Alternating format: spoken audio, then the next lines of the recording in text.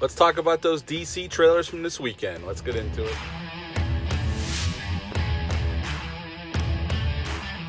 Hey, welcome back to my channel. Today, I'm not going to review a film. I'm just going to talk about DC's event from over the weekend. I didn't watch it live, but I saw all the trailers now. I've watched them multiple times, some of them, especially just Zack Snyder's Justice League trailer.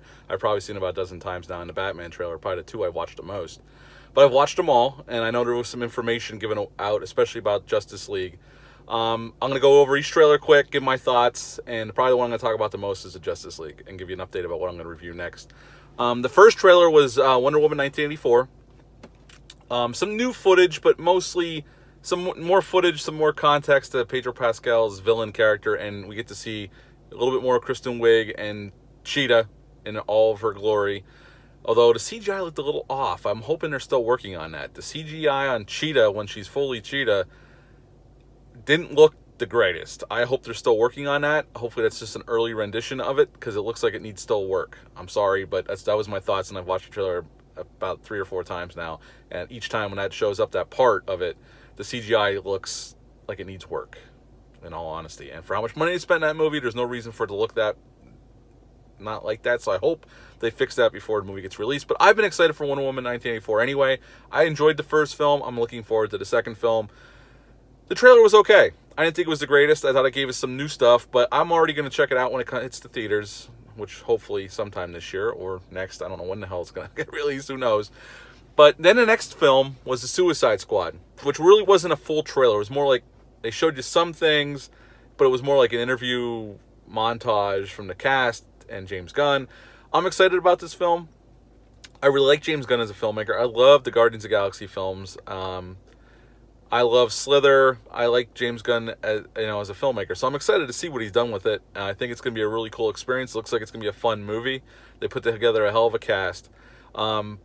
Hopefully, we'll get into that in a second, but I hope the Justice League, this is going to tie in with Justice League, is a success, so that Warner Bros. Will give David Ayer a chance to go back and reassemble his cut of his movie of Suicide Squad. Because I don't know if you know this, but David Ayer was messed with by the studio, and they had somebody else cut the movie, and they cut a lot of stuff out. So maybe if Zack Snyder's Justice League is a success, they'll let David Ayer go back and put together his version of Suicide Squad, which I think would be cool. And I like David Ayer as a filmmaker. I don't know why Warner Brothers messed with Zack Snyder's vision and his vision, but we'll see. We'll see when Justice League gets released next year. Which, speaking of Justice League, that was the trailer I watched the most. We'll talk about the Batman in a second. I loved all the new footage. I'm excited about it. I love Zack Snyder's passion to put this film back together. His baby, the one that he shot before he had to leave or fired. There's rumors that he might have got fired, but mostly the story they're sticking to is that he left the project because of what happened with his family, which is totally understandable. And they brought Josh Whedon in to shoot. Josh Whedon reshot a lot of stuff, and as we know, that in 2017 when they released Justice League, it was just meh. It was okay. I can watch that film and have a fine enough time with it, but compared to Batman vs. Superman, the tonal shift in the movie we got compared to what Zack Snyder said we were going to get was a letdown. So I'm excited to see his version.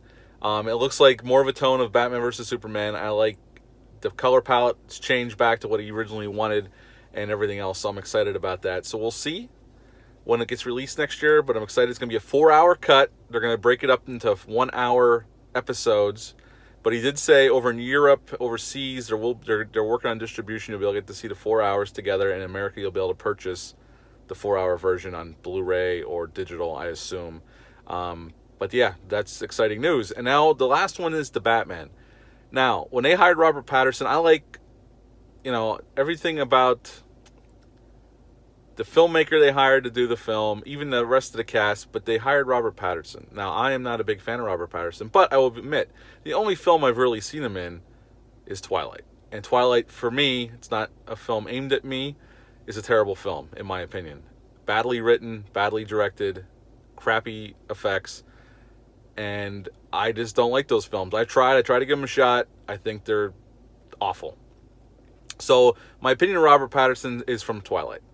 Again, they hired Matt Reeves, who's a very interesting director, coming off the Nolan trilogy, and even I wish they would have gave Ben Affleck his own solo Batman film. I really do. It sucks that we're never going to get it.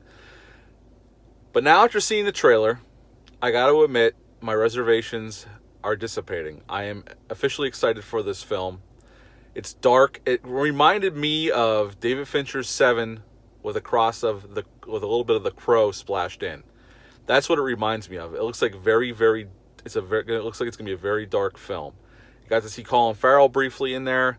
The visuals I'm on board for. It looks like a dark, gritty take on the Batman, and even though I didn't like the suit in earlier photos, under that lighting, with the style they're going for, it works. And I'm on board. I can't wait to see more footage from it. And I'm excited for this film. A film that I wasn't excited for. Well, that trailer changed my mind. I know it's only a trailer, but it got me excited for the Batman. And that is pretty much it for any information. That's my thoughts on the trailers. I will be back on Tuesday with a review of The Omen. The original Omen, Dick Donner's Omen, not the remake. And then after that, I might do The Omen 2, and I might watch the remake. I just got the box set from Shout Factory. We'll see where I go. But I'm definitely watching The Omen tonight, and I'll have a review for that tomorrow evening out. Also, I'm excited because it's getting closer to Halloween. I've already been planning out my decorations for outside.